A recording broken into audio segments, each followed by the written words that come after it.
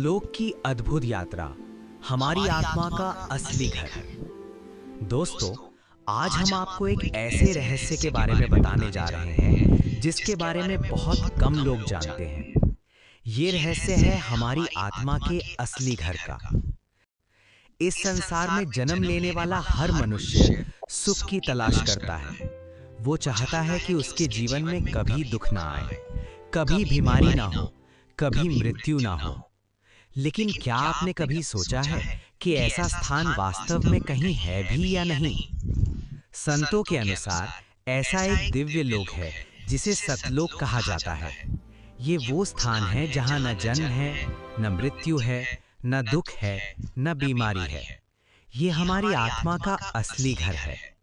लेकिन दुख की बात यह है कि आज के समय में बहुत कम लोग इस सत्य को जानते हैं।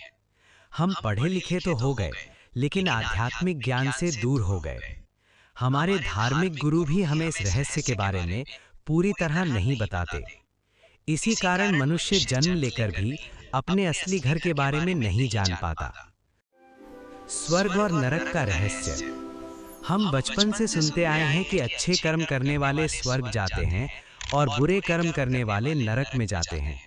लेकिन संत बताते हैं कि स्वर्ग और नरक स्थायी स्थान नहीं है। स्वर्ग को आप एक होटल की तरह समझ सकते हैं। जैसे कोई अमीर व्यक्ति गर्मियों की छुट्टियां बिताने के लिए पहाड़ों पर जाता है, शिमला, मनाली या किसी ठंडी जगह पर। वहां वो होटल में कुछ दिन रहता है, आराम करता है, पैसे खर्च करता है और फिर वापस अपने घर लौट आता है।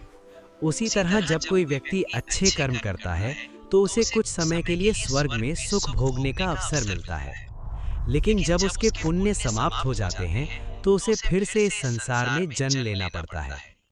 दूसरी ओर जो व्यक्ति पाप कर्म करता है उसे नरक में दुख भोगना पड़ता है।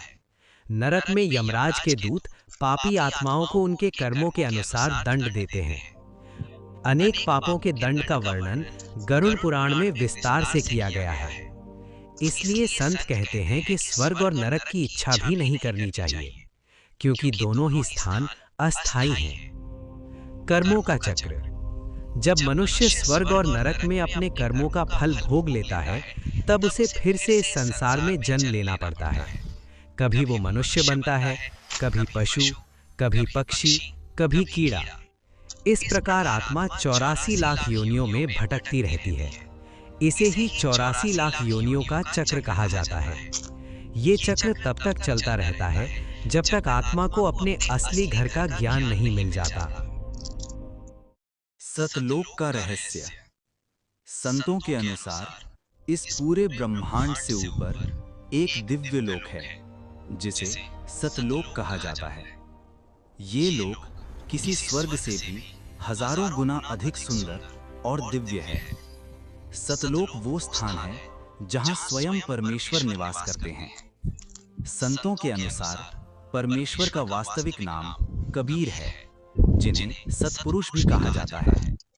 सतपुरुष का शरीर मनुष्य के समान दिखाई देता है, लेकिन वो अत्यंत दिव्य और प्रकाशमान है। उनके शरीर के एक रोम का प्रकाश लाखों सूर्यों और उतने ही चंद्रमाओं के प्रकाश से भी अधिक होता है। यही परमेश्वर सतलोक के स्वामी हैं। सृष्टि की शुरुआत। संत बताते हैं कि सबसे पहले परमेश्वर ने अपनी शब्द शक्ति से सतलोक की रचना की। सतलोक में उन्होंने 16 दिव्य द्वीप बनाए। फिर उन्हीं 16 शब्दों से 16 दिव्य पुत्रों की उत्पत्ति हुई। उनके नाम थे कूर्म, ज्ञानी, विवेक, तेज, सहज, संतोष, सुरति, आनंद, क्षमा, निष्काम, जलरंगी, अचिंत, प्रेम, दयाल, धैर्य, योग संतायन। इन दिव्य पुत्रों ने मिलकर एक विशाल मानसरोवर की रचना की जो अमृत से भरा हुआ था। एक समय ऐसा हुआ, मानसरोवर के अमृत जल से एक दिव्य अंडे की रचना की गई। जब उस अंडे से ध्वनि उत्पन्न हुई तो उससे एक शक्तिशाली सत्ता प्रकट हुई जिसे बाद में काल कहा गया। इसी काल ने बाद में इस नश्वर संसार की रचना की। ये वही संसार है जिसमें हम सभी जन्म लेते हैं और मृत्यु को प्राप्त होते हैं। अब प्रश्न ये उठता है कि सतलोक कैसा है?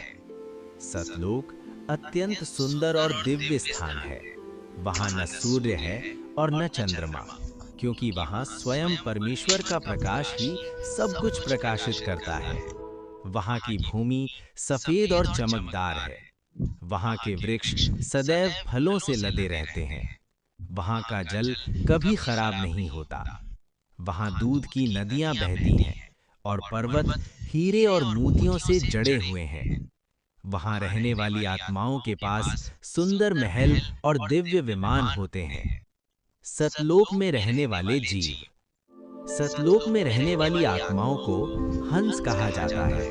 उनके शरीर का तेज 16 सूर्यों के प्रकाश के बराबर होता है।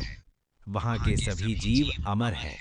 वहां जन्म और मृत्यु का कोई नियम नहीं है। वहां किसी को बीमारी नहीं होती। वहां कोई दुख नहीं होता। वहां कोई किसी से झगड़ा नहीं करता। वहां कोई किसी से ईर्ष्या नहीं करता। वहां काम, क्रोध, लोभ, मोह और अहंकार जैसे दोष किसी को परेशान नहीं करते।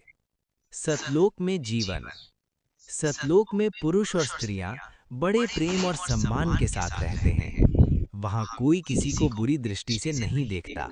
वहां सभी एक दूसरे के साथ प्रेम से व्यवहार करते हैं। वहां कोई अपशब्द नहीं बोलता। वहां किसी प्रकार का दुख या तनाव नहीं होता। इसलिए सतलोक को शाश्वत सुख का स्थान कहा जाता है। परमेश्वर का दिव्य स्वरूप, सतलोक में परमेश्वर का स्वरूप अत्यंत दिव्य है। उनके शरीर के एक बाल के रोम का प्रकाश करोड़ों सूर्यों और चंद्रमाओं के संयुक्त प्रकाश से भी अधिक होता है। उनका शरीर अमर है। वही परमेश्वर संपूर्ण सृष्टि के स्वामी हैं। यह पृथ्वी से दूर एक प्रकाशमान स्थान है, जहां जन्म, मृत्यु, बुढ़ापा, बीमारी या कोई दुख नहीं है। यहाँ अमर आत्माएं हंस संत रामपाल जी महाराज के सत्संग के अनुसार अपने निज महल और विमानों में निवास करती हैं। सतलोक की प्रमुख विशेषताएं: सर्वोच्च प्रकाश, सतलोक स्वप्रकाशित है, जहां कोई सूर्य या चंद्रमा नहीं है, फिर भी वहां प्रकाश करोड़ सूर्यों से अधिक है। अमर लोक, यहाँ के जीव आत्माएं अमर हैं। यहाँ जन्म मृत्यु का कोई नियम नहीं है। दुख रहित, यह पूर्ण सुखमय स्थान है, जहाँ कोई काम, क्रोध, लोभ, मोह या अहंकार नहीं है।